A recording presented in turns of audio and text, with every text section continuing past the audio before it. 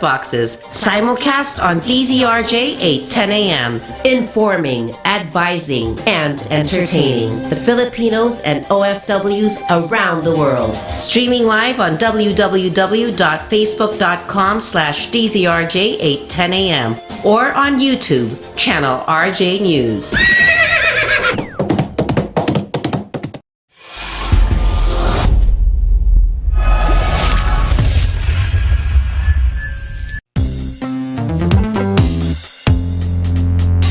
Pugad Vloggers, ang kurap titirisin, sa loob sa bayan wawalisin, walang sasantuhin, ang saya-saya nakakabaliw, kasama natin ang tropang Pugad Vloggers. Pugad Vloggers. Just a regular connection. Magandang gabi po sa inyong lahat, mga kapugad. It's Wednesday. Medyo feel na po natin ang summer kasi medyo pinapawisan po tayo ngayon. At pero we are grateful for hindi masyadong mainit pa, pero medyo mainit-init pa. So you can feel the summer coming. At ngayong gabi po ay pinalad tayo na pinaunlakan ang ating paanyaya ng isa sa ating, ilan lang ba, Dr. Romar Sese, ang ating astrophysicist, no, our very own dito sa Pilipinas. Pag sinasabing astrophysicist at si Romar Sese ang tinutukoy natin, parang proud ako. So, introduce ko po sa inyo ang ating guest at marami tayong pag-uusapan ngayong gabi. Siya po ay si Doctor, di ba? You have PhD. Okay, so Doctor, we have another doctor here. Dr. Rohel Marie Sese, or Romar Sese, as his friends call him. He's the chair of the Department of Aerospace Engineering at the Ateneo de Davao University. And he was the former program leader of the National Space Development Program. Magandang gabi sa iyo, Dr. Sese. Romar. Magandang gabi, Doc Ethel, at sa lahat ng tagapakinig ng Pugad Vloggers. It's good to be back. Matagal-tagal rin akong since I last time I was here. Oo nga kasi the COVID intervened. Rudely intervened, no? We wanted to have you back so soon, nagkaroon naman tayo ng pandemya. So what's new on your end? So right now I'm based here in Ateneo de Davao University. So I moved here since last year.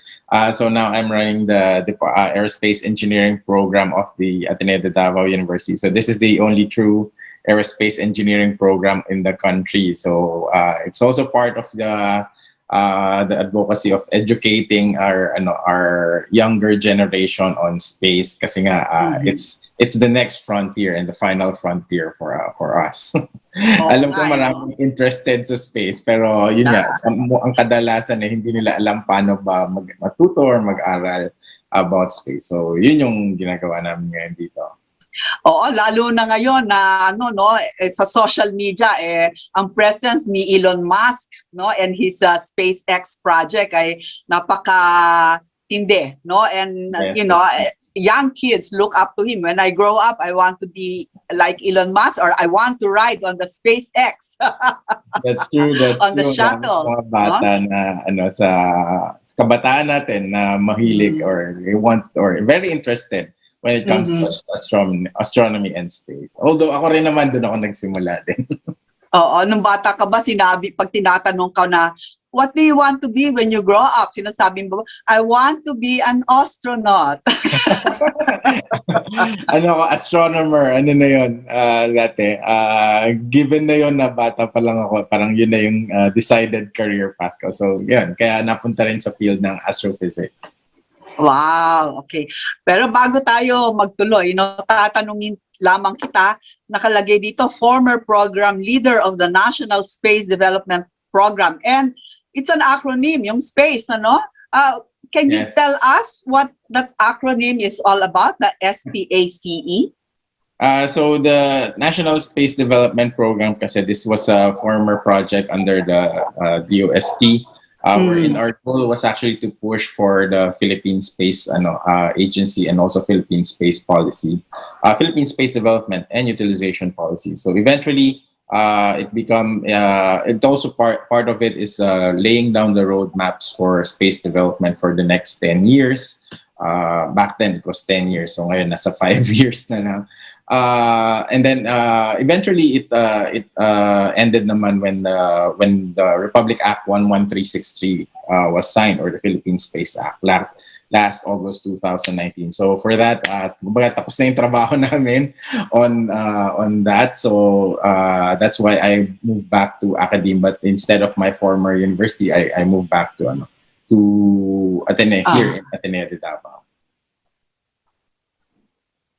Dr. Cesar, ano bang kasali sa space program? Ano bang meron sa space program? Anong elements niyan?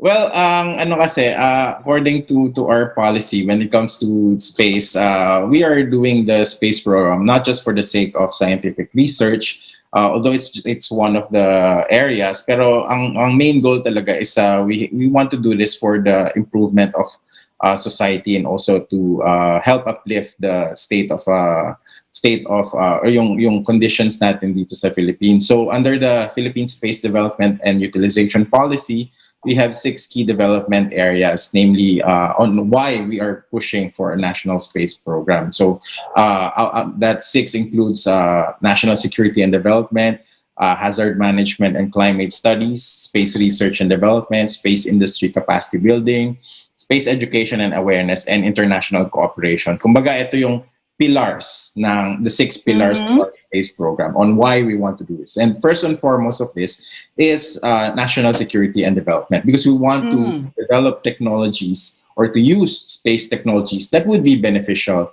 to Filipinos, no matter from all sorts of all sectors of society, even those who are in the marginalized sector.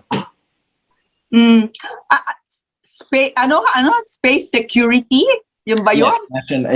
National security. Ano ba ibig sabihin ng space security? When you talk of space security, kasi of course, part of this, we can't deny the fact that when you look at space, it's what we call dual-use technology. So it has applications in the civilian areas, or in civilian applications, but it also has applications in military or in the defense sector. Kasi even if you look at the history of space, sa defense sector or sa military sector naman talaga siya nag-originate. The first rockets that we had in history were actually came from missiles that were used during World War II. So it's we have to accept the reality that space can also be used for defensive applications, such as identifying areas or monitoring our territorial waters, identifying areas for insurgencies, and so on. So this is just one of the applications of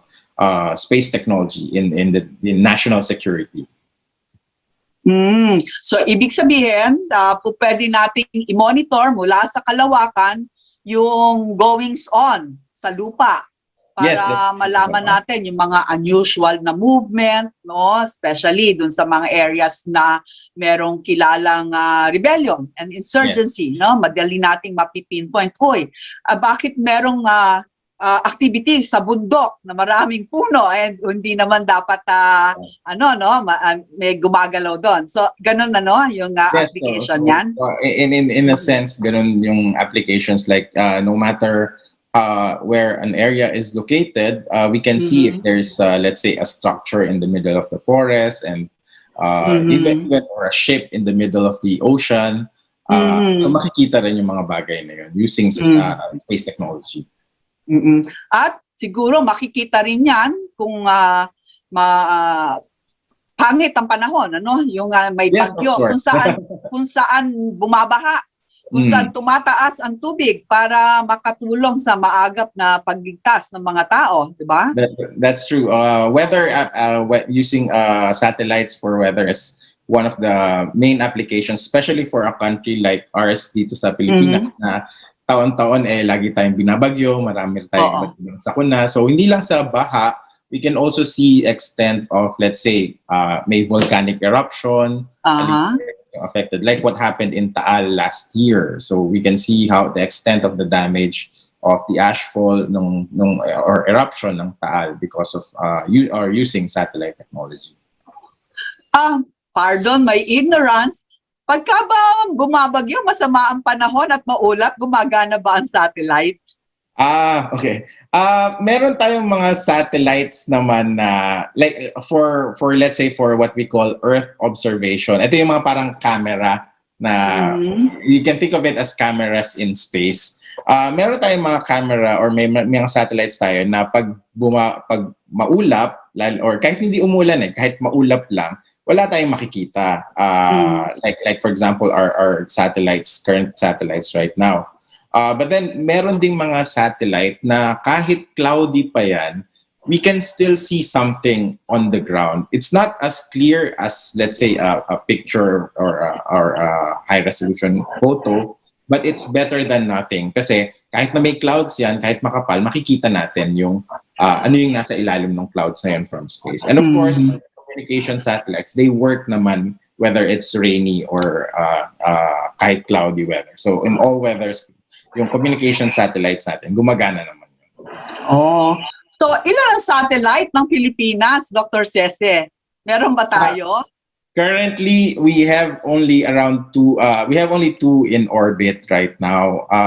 The first is the biggest one is the Diwata 2 microsatellite. So this is a microsatellite, which means it's around 50 kilograms in size. And then just last week or a few weeks, I think last week, we launched Maya 2. This one is a much smaller. It's a CubeSat. So they're still in the process of looking at its operational capabilities and so on. So currently, meron lang tayong dalawa. But these are scientific satellites, meaning if they're experimental satellites. As of now, we don't have a telecommunication satellite. We used to have one in the past, yung Agila 2. For those na nakakaalala pa ng Agila 2 satellite. So, I'm sure naalala mo yun, Doc. Sige, aamin na ako. Aminin ko, naalala ko pa. So, yun. So, there's Agila 2, but it's no longer operational as of now. So, in terms of communications, we don't have any satellites in orbit as of now. Napaka-useful ng satellites, ano? Pero, dadalawa lang ang meron tayo at mga microsatellites pa. Mahal ba yan? Bakit hindi tayo dala sa kalawakan ng mas maraming satellite at mas magandang satellite? Magkano ba ang satellite, Dr. Cece? When you talk about, let's say, for example, the Diwata program, the PhilMicrosat program, that's around 1 billion pesos for around Again. Pakiulit nga po. Around 1 billion. 1 billion pesos. Yes, for two satellites, around that much. But that's for the whole program. So that means more or less around 500 million each for the program, more or less.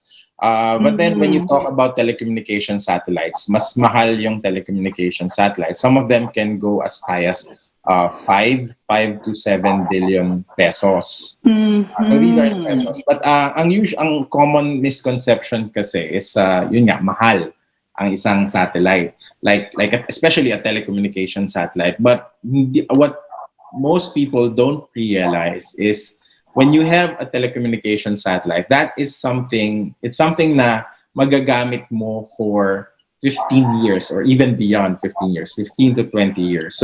So it's heavy or capital intensive at the start, pero in the long term, it's actually much more cheaper for people to have a satellite.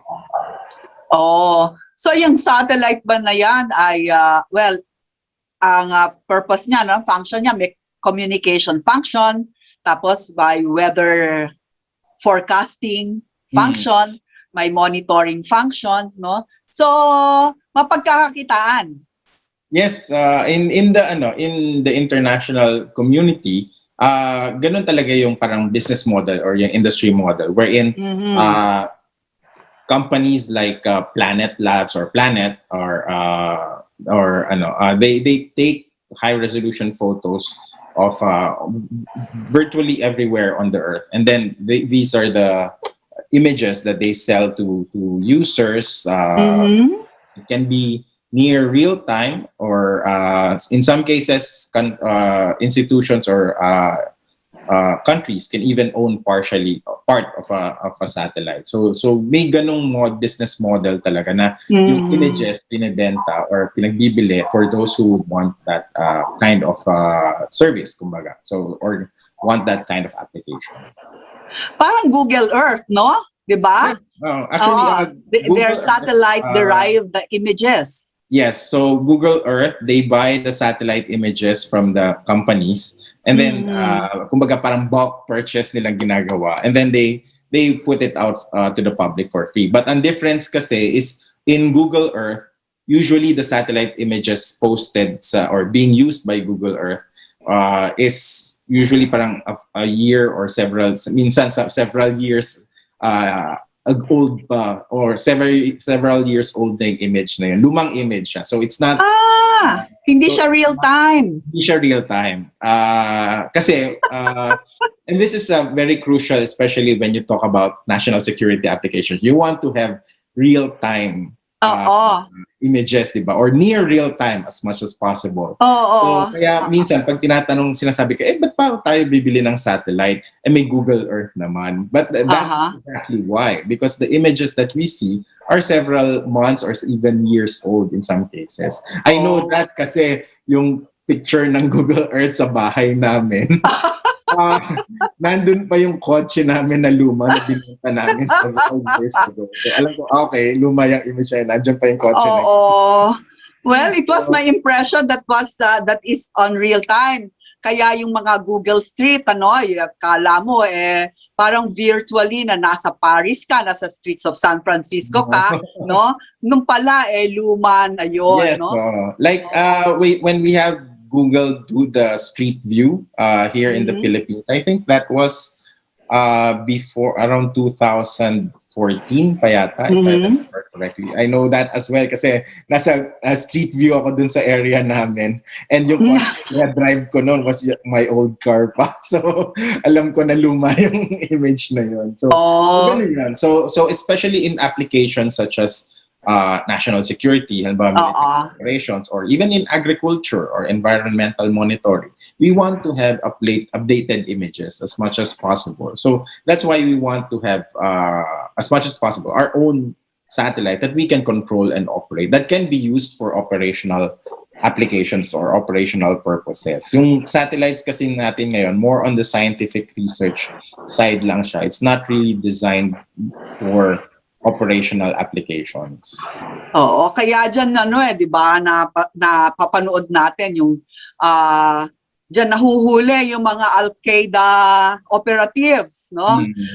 Through satellites, no? Nakita nila hanggang sa kung anong oras sa relo nung rebel, no? Hindi naman totoo ba yun? Kahit kahit yung oras sa relo ng rebel nakikita nila. Hindi naman. Isip lang yon. Cinematic license lang ba yon? Sa Hollywood yon. Sa Hollywood. Kasi what from space, we can see anywhere from the size of about 30 centimeters and up. So, when you say 30 centimeters, isang ruler. So, anything na kasing laki ng isang ruler can be seen from space. Pero the advantage of having a satellite image is it gives you the big picture or the broader picture kasi it can give you a picture of a larger area. And then once you identify saan yung possible threat, for example, or possible area of interest, that's where you send in other assets like, let's say, drones or aircraft or helicopters to look in much more closely. So yun it's not a one solution lang. It's not the answer to all our prayers on satellite, but it's one of the solutions that, with the proper use of the, complementary technologies, can be very vital and crucial. O so bola lang pala yung makikita mo kung anong oras na sa relo ni Jack Ryan, ano? Sa Hollywood lang nangyayari yan. Hollywood lang o kaya yung nakita sa Google Earth yung asawa niya nasa park, nakaupo sa bench, may kasamang ibang babae. Ayun, makikita yun kasi it's more than 30 centimeters eh. So, makikita yun. But recognizing facial features, hindi, medyo, ano na yun. Ano na, parang pixelated na. Ganun. Hindi na siya ngayon,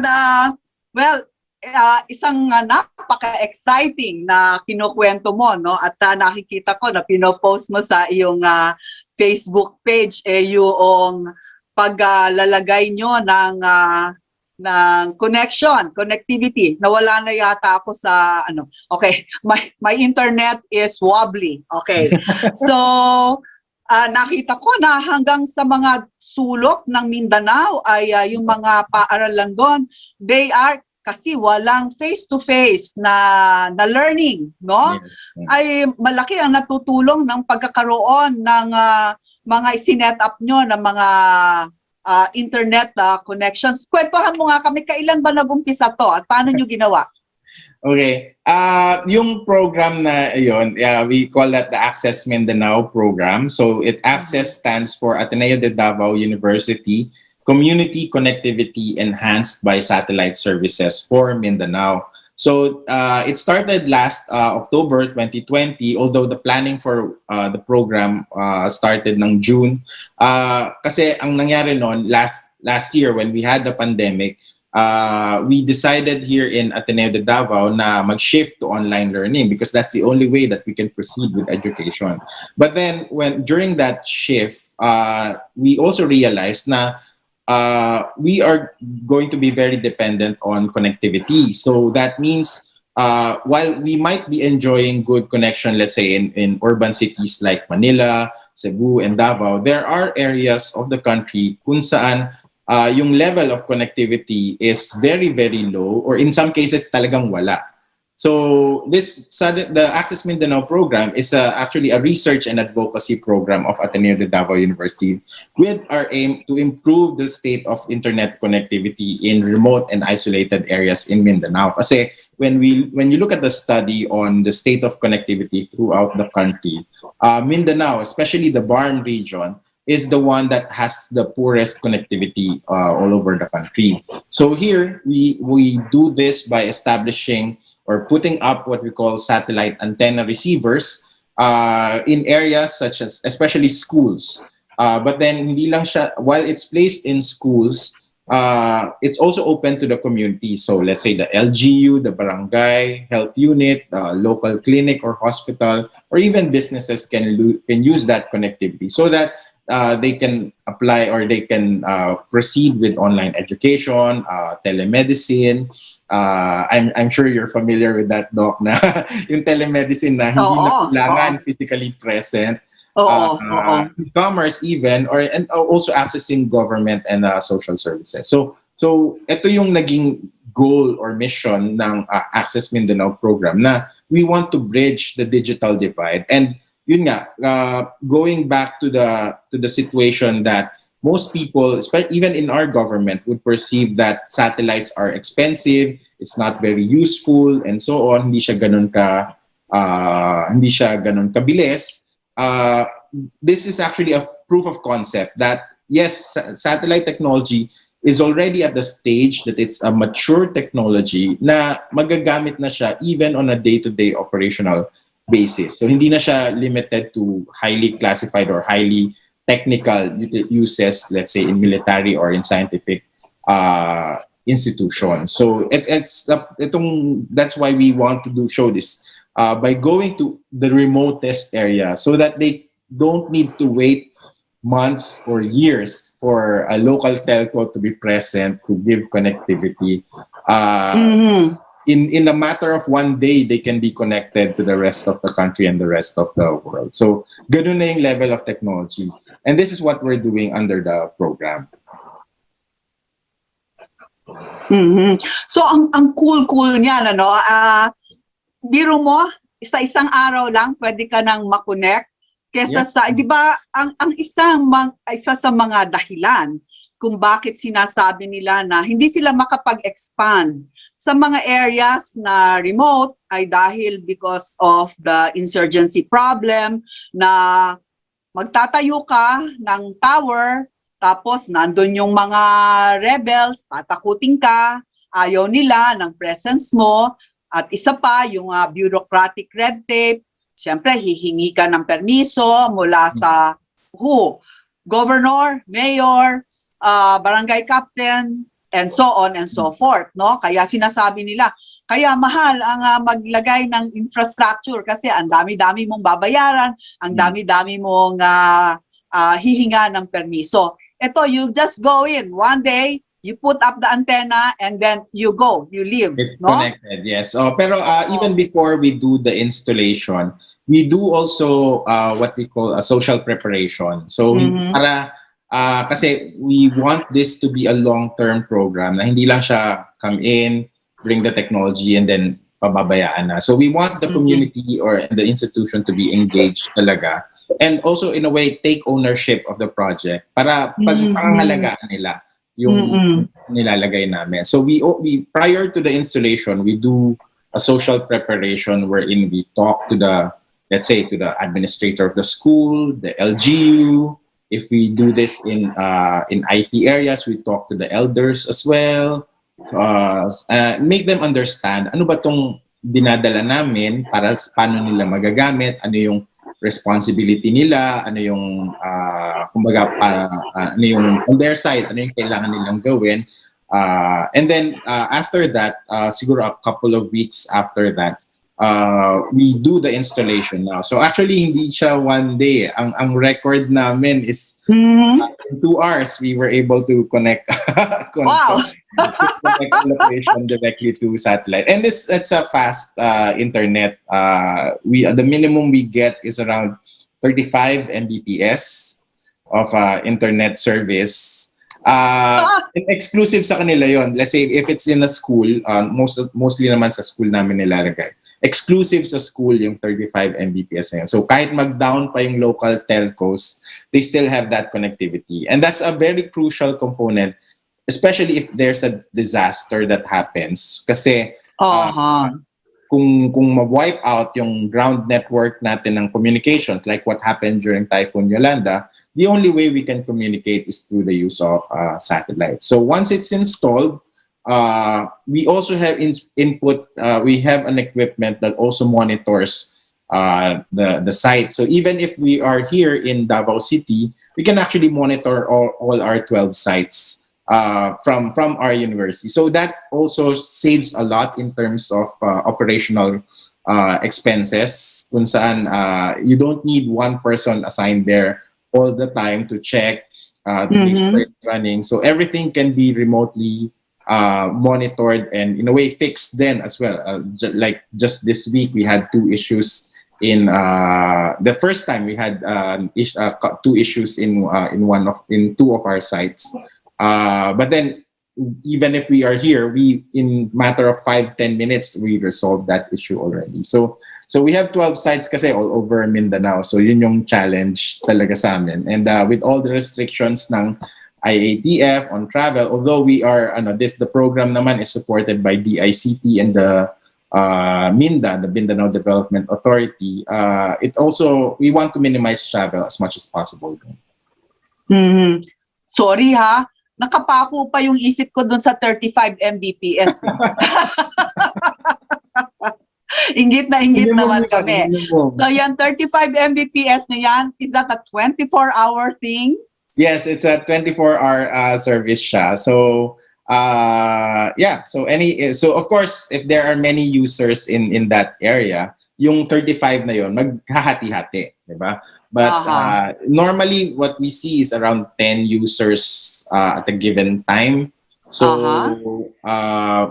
we have around more or less around 3 Mbps per user. But then just to let you know how fast it or how robust the system is, usually when we do Zoom meetings in our sites, I think we had 5 simultaneous Zoom connections in one site. Wow. So limang Wow. using the same connectivity, limang users yung gumagamit ng Zoom without any breakdown in the connectivity. So Okay.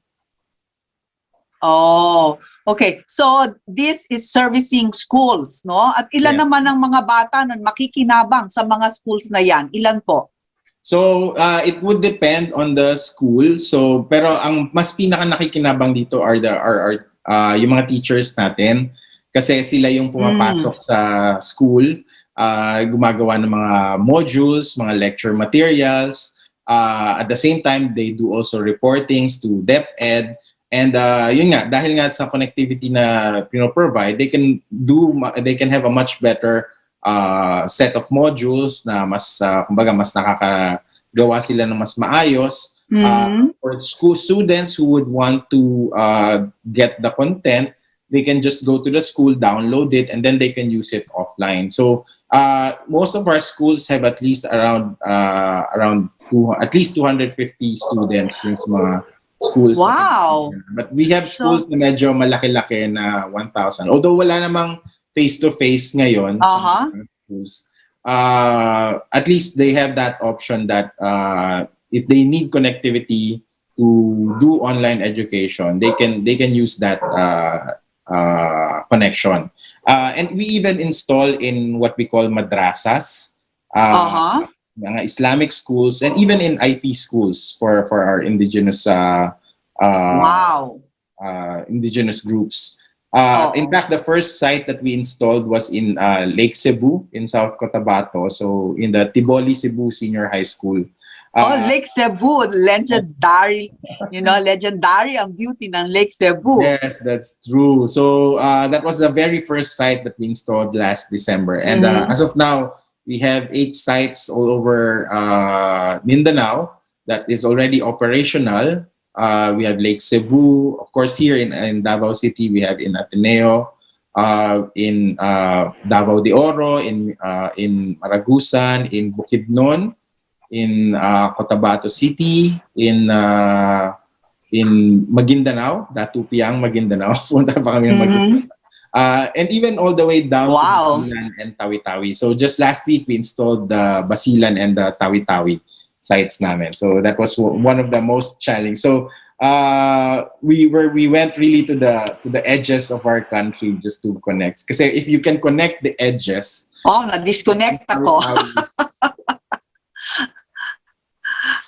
Oh dear. What do I do? I got disconnected. My internet is wobbly. I get disconnected. But I was gonna ask, do they take turns? Oh, okay na. Do they take turns using it? Like you said, it's 24 hours, no? So I would think that in order for them to maximize the use of that, meron bang night shift? Wala na, based on what we see on kasi in terms of utilization, we leave it up to the school on how they want to utilize it. Pero based on the utilization naman that we see, parang wala namang night shift. Although, except for a couple of our sites. But then, most of the time talaga during the day, yung mataas yung utilization ng site namin. Oh. So this this connection to the outside world is parang in the olden days, it's like you come and build a library in the hinterlands, no? That's you're really helping educate the young people, making them catch up with the rest of the world during this time that it's really very difficult to hold. Not just difficult, but impossible to hold face-to-face classes, no? So no one gets left behind and life goes on, no? Yes. Ang tatanong ko naman ulit, mahal ba yan? Magkano? In terms of cost, when you compare it to let's say yung regular internet na meron, let's say in the city, it would seem as if it's expensive kasi it's around 12 to 15,000 a month, including the monitoring service that we use. But then, that's an exclusive 35 Mbps na reliable, na kahit anong mangyari, you're assured that you have that level of connectivity. And this is very crucial, especially in areas na dati walang connection, di ba? So it's not really a question of ay mabagal yan, 35 Mbps lang, or mataas ang ano niyan, ganito and so on, or expensive. But then if you didn't have that connection before, it's a very big improvement on compared to it's a very big improvement compared to what was being experienced prior to that. So that means yung around 12,000, that's actually more than enough for a school or community. So kaya we recommend it as more as a community, ano talaga, para the cost can also be distributed or can be Sino nagbabayad? Kanya-kaan ba sila? Chip in ba sila? Or does the LGU pay? Sinong taya dyan? Okay. So the whole Access Mindanao program is actually funded by Ateneo de Davao University. So it's ang part of the agreement is for all our sites within 1 year, Ateneo de Davao will cover the subscription cost, the cost of the equipment, and the installation as well. But then also within that 1 year, we work with the community, with the school, to come up with a sustainability plan or on how to continue this beyond the first year of operation. Kasi nga, as much we don't want it to be returned to us anymore, kumbaga. We want it to be there so that mas makikinabang yung community. And then in some areas, the local government agencies like DepEd already committed na okay, we'll cover the cost now for the subsequent sites. DICT also has done that. In fact, DICT has even donated computers to some of our sites kasi we partnered with the Tech for Ed program of the ICT. So and then hopefully after the first years, it's already the ICT who's covering the cost. Kasi we go to places that sometimes even government agencies can find it hard to go. Lalo na like the recent one we had in Basilan talaga. Yun yung pinaka medyo challenging talaga na it was there was a certain element of security risk talaga when we did that. So yes, for the first year, Ateneo de Davao covers the cost, but then the aim is to actually make the community sustainable so that they can sustain it on their own, even without us or even Ateneo. So do you think that it's a very nice concept, and it's so exciting, it's so beneficial? Do you think that can be reproducible, that can be multiplied all across the land?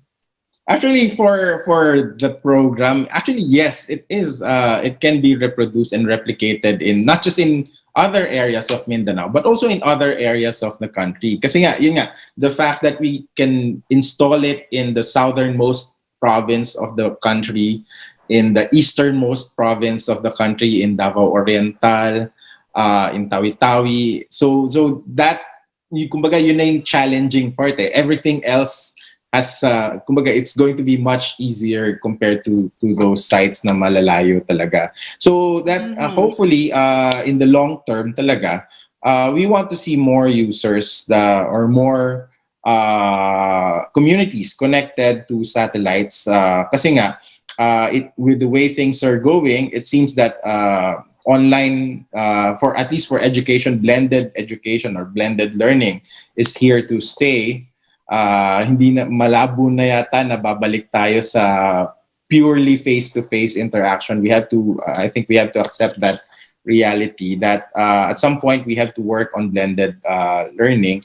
And we need to have that infrastructure as well. Because no matter how much we develop good modules or amazing educational modules, if we don't have the means to bring this to the communities, to the schools, masasayang lang. So we have to take care also of the infrastructure side that would bring that education, that service, health services and government services to the remote and isolated communities. No? At siguro, no, merong silver lining itong pandemic na to, that it is you can jump off from there to a better system, no? Yes. Hindi naman ang edukasyon ay laging face to face, no? Yes, So yun na nga, hybrid, ano? Lalo na sa mga areas that are difficult to reach.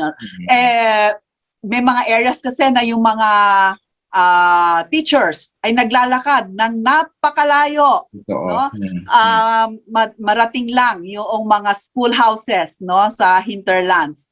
So kung ang mga communities, no, ang mga communities ay will be connected through the internet, kahit na si teacher malayo, no, sila ay matuturuan pa rin, no? Yes, napakaganda ng so we don't really go back to pre-pandemic, but we move forward to something that is better, no? Oo. So,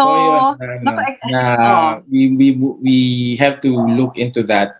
But at the same time, it's not just hindi lang siya one way din eh. Kasi especially when we go to remote communities, it's also a way of them having an opportunity to showcase their, let's say, culture, their cuisine, their local environment, let's say tourist spots in their area. So it also, in a way, it also opens up the community to the rest of the world na ito yung meron sa community namin. Ito yung meron, let's say, with the Sama people, with the Tiboli of lakes, mga Tiboli sa Lake Cebu, na ito yung kultura namin. So it's also part, kasi malay mo, meron palang mga future vloggers doon na gusto showcase or future astrophysicists na gusto i-showcase yung cuisine or yung kultura nila. So it's also for us na nakatira sa, let's say, sa mga cities na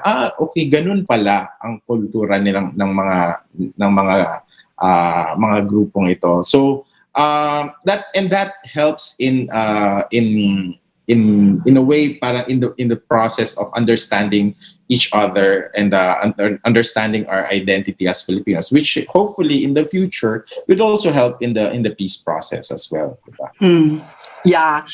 Ito bang sinet up yung mga satellite antennas? Saan nakakonect yan? Which satellite? Sa dalawang satellite na okay. Hindi, it's not connected to any of our Philippine satellites. It's connected to a Singaporean satellite. Kasi nga, as I mentioned earlier, wala naman tayong telecommunication satellite talaga na kaya yon. The ones that we have are actually experimental satellites na hindi kayang i-sustain yung ganong demand or ganong capability. It's designed for a different purpose. It's more for imaging and remote sensing. So the one that we're using, syempre kasi nasa space field ako, when we were starting the project, we had to look at all the different satellite providers that have a footprint, we call it footprint, in the Philippines, and try to look kung alin ba dito yung pinaka-okay or pinaka-suitable. And that's yun, dun pumapasok yung expertise sa space and being community. So we partnered with a Singaporean company that owns the satellite, but then they have a local presence here as well. So yun yung ginagamit namin ngayon, and it's a technology na in the past hindi siya ganun ka used, hindi siya ganun ka ginagamit. Kasi dati when you talk about satellite, it's malalaking dishes yan, di ba? But it's a small dish. It's a 1.2 meter or something like that. 1.2 meter dish. Kasya sa likod ng isang pick-up yung satellite. Parang kasi laki ng payong. May isang malaking yung payong na parang ginagamit sa palengke. Golf. Golf umbrella. Yung mga payong na, yung makulay na payong na sa palengke. Yun. So parang ganun. Yung payong ng Starbucks. Hindi, yung yung micromatic yata yun. Yung na nakikita ko eh. So mga ganun kalaki lang. And then in a matter of, the fastest that we've done is in 2 hours, we connected already the site to that. So malaking bagay yon, especially for a community na even before or before that hindi nakakaranas ng ganong stable. Yung stability kasi pwede namang minsan mabilis tapos mawawala, 'di ba? Yun yung nangyayari sa internet natin. So ito ay stable, hindi ito pupugak-pugak. Stable na 35 Mbps. Yes, stable 35 Mbps. Magpapakabit ka na ba, Doc? Sa bahay niyo para Sabi mo this can be used in other parts of the Philippines. Kung halimbawa merong group of people na gusto talaga ng stable na internet and they will chip in and have one of those umbrellas in their community. Pwede ba yan? Doable ba yan? We actually, under the program, we already received a lot of inquiries. So now we're expanding the program a bit in other areas. We're in the LGU sometimes na yung nagsasabi na we need this kind of connectivity. Can you help us connect these areas na isolated? So tinutulungan namin. Ang limitation lang naman namin is funding kasi nga everything is funded by Ateneo de Davao for the 12 sites. But then if there are other communities or LGUs who would want to connect and then to shoulder the cost as well, then we can definitely help them on that. Ang hindi lang namin ginagawa is yung sa bahay magko-connect. Maraming nagtanong sa akin dati noon na, uy, pwede bang mag-connect sa bahay? Gusto ko yan, maganda yan sa bahay natin. So hindi mo pwede? Well, we can refer you to those who can do that. But then for us kasi it's because it's a research and advocacy program of the university. We want to help the communities talaga. So yun nga, it can be done or it can be replicated in almost all areas of the country. I think the value of this is much higher when you go to the go outside of the urban areas like Manila, Cebu, Davao. Maganda na. In a way, relatively maganda na actually yung connectivity sa mga urban areas if compared to the isolated areas. So dun talaga sa isolated areas talaga lumalabas yung value ng satellite technology and the usefulness ng satellite technology.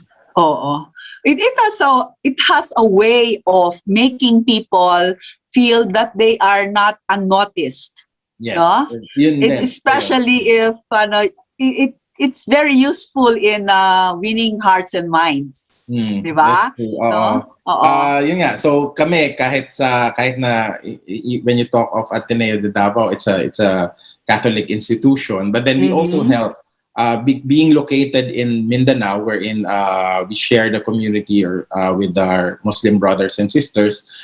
We installed even in madrasas nga in Islamic schools, diba? So that also bridges the communities and minimize or lessens the divide between religious divide or social divide or political divide. Kasi we bring the communities together and we make everyone understand that at the end of the day we're all Filipinos living in this country. So it's our responsibility to be men and women for others and help each other so that we can move forward together as well. Ang galing talaga ng mga Jesuita sa Davao. Congratulations kay Father Joel Tabora. I'll let him know. He's my next door neighbor actually. Ano pa ang mga susunod na gagawin ninyo aside from connecting Mindanao, the remote areas of Mindanao to the rest of the world? So yun yeah. So on top of the Access Mindanao program, which right now is parang it's taking a life of its own. So parang there are people within the university who can take over the project already. And then what we're looking at also is, of course, not just on the communication side, but also on the utilization of satellite technology for other applications like environmental assessment, agricultural development, and technology development as well, especially in now that actually here in Davao region is one of the good places where we can do testing of new technologies when it comes to space. And then hopefully in the long run, we're also pushing for internet democracy, and in the very long run, having our own Philippine telecommunication satellite. I think based on what we have seen in the under the Access Mindanao program, there's really a strong need, or a very big, great need for our own telecommunication satellite na owned na ng Philippines, na so hindi na tayo makikigamit with other countries. Oo nga, ano, Hopefully, nakikigamit tayo sa within the next Singapore. 3 to 5 years, we can have that already. Oo. Nabanggit mo kanina, no, na tumutulong din ang DICT dito sa endeavor na to. And we're very proud that our chairman in DCRJ is the Undersecretary of DICT. So, congratulations. Yes, malaking tulong ng DICT kasi nga we're converting the sites are all our 12 sites in Mindanao become tech for ed centers as well. So para meron na rin computers na nandun na connected na, hindi na siya standalone computers. And so for the next few weeks, we're actually going to install our remaining. We have 4 sites remaining pa eh. Ano yun? Where? We'll be installing in Katiil, in Davao Oriental. So ito na yung easternmost part of the country. Okay. Tapos we'll be also installing in Moncayo, in Davao de Oro, in Malita, in Davao Occidental, and also in Dinagat Island, in Tubahon, in Dinagat. Wow. So sa Dinagat, we're coordinating with Governor Bagao on that. So LGU magiging partner namin. Ay, ang galing, no? So, nagpapasalamat kami ulit, no, sa mga tulong mo. Kasi you are lending your talents to this endeavor. So, maraming salamat. At hindi ka nagpunta sa ibang bansa, hindi ka bumalik sa Japan o kung saan pa man. At talaga napakaswerte namin. So, we're rounding up the program. So, it's 7:54. At yung pong mga nakikinig, nakalimutan ko tuloy sabihin na like and share itong aming programa para lumawig pa ang aming pakikipagtalastasan sa inyo. No? We really need your support to like and share our program. So, teka, titingnan ko kung baka may mga tanong sa atin, Dr. Cese, ang ating mga audience. No? Dr. Cese, sabi ni Mika Contreras, what's the implication of the Philippine Space Agency in light of the work that you do in Mindanao? I feel that our own space agency doesn't know what it is doing, as it is too focused on projects within the academia, especially in UP. What can you say about that? Hindi na muna ako magko-comment. Galing yan kay Mika Contreras. Okay? That's a bit sensitive issue, pero hindi mo na ako magko-comment. Oo nga naman. Huwag mo namang baka naman makompromiso si Dr. Sete. I have my personal opinion on that, pero off the record na lang. Oo. Okay. Message mo na lang ako if you want to know. Oo. Meron tayong mga nanonood from China. Very interesting daw. Konbanwa. Oh, that's from Japan. Let us see ang ating mga nanonood, no? Marami. They come from everywhere. Malolos, Bulacan, galing ng New Jersey. Well, I'll give you the floor, Dr. Cese. Your message to our audience. Okay. Thank you, Doc Ethel. And also, first of all, I'd like to thank you for inviting me again here in Pugad Vloggers. And I hope that with the current COVID-19 pandemic, we stay healthy. we make sure that we keep in touch and keep connected with the rest of with our friends, with our families. At the same time, we also help others who cannot, who are having difficulty. So the Access Mindanao program that we are doing is part of the advocacy of the Ateneo de Davao University, so that we can bridge what we call the digital divide. And if you're interested in, especially in remote and isolated areas or communities in Davao City, kasi in Mindanao, sorry, in Mindanao, in the island of Mindanao. So if you're interested in helping and supporting the Access Mindanao program, so just send me a message or send me an email at access.mindanao@adu.edu.ph, or you can find me on Facebook. Message lang kayo. I'll try to answer them as much as possible kasi minsan dinudumog ako ng messages. But yeah, if we really want to help a lot of communities and areas as well, so that we will be connected to not just to the rest of the country but also to the rest of the world. Oo. At salamat naman, no. I'm sure that marami ding kung may mga batang nanonood, they derive inspiration from you, Dr. Cece, no? Thank you. Astrophysicist, no? For the maging younger, astrophysicist? yeah, for the younger generations, if you're interested in studying more about space, so the Ateneo de Davao University has a program also on aerospace engineering. So astrophysics is part of some of the subjects that I teach, actually. So I think we're the only major university in the country that is offering aerospace engineering. So this is different from aeronautical. So I hope to see everyone there in the under the program in the future. Marami po bang naka-enroll? So right now we're just in the 3rd year of the program. So we have, I think, around 90 students in the program. So every year we get around 40 students. Although baka this coming year baka mas dumami. Hopefully mas dumami na ano. Wow. But then that's much we want to accommodate as many students as possible. Kasi nga we know that there's a strong interest in space as well, especially among Filipino youth. Very inspiring, no? Kaya lang, isang oras lang tayo. So, magpapaalam na kami ni Dr. Cece, Rohel Marie Cece, at sana ay nasyahan kayo sa aming mga pinag-usapan ngayon at na-inspire din naman kayo. At pinapaalala ko, hindi pa tayo tapos sa COVID. Nag-uumpisa pa nga lang tayo ng boxing, ano? So nagbabakuna na tayo at maganda na marami ng healthcare workers ang nababakunahan at susunod na ang mga senior citizens.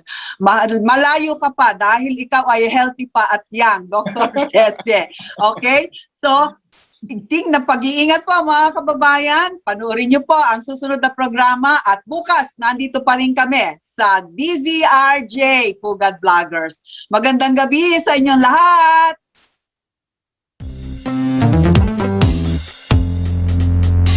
Pugad Vloggers, Pugad Vloggers, ako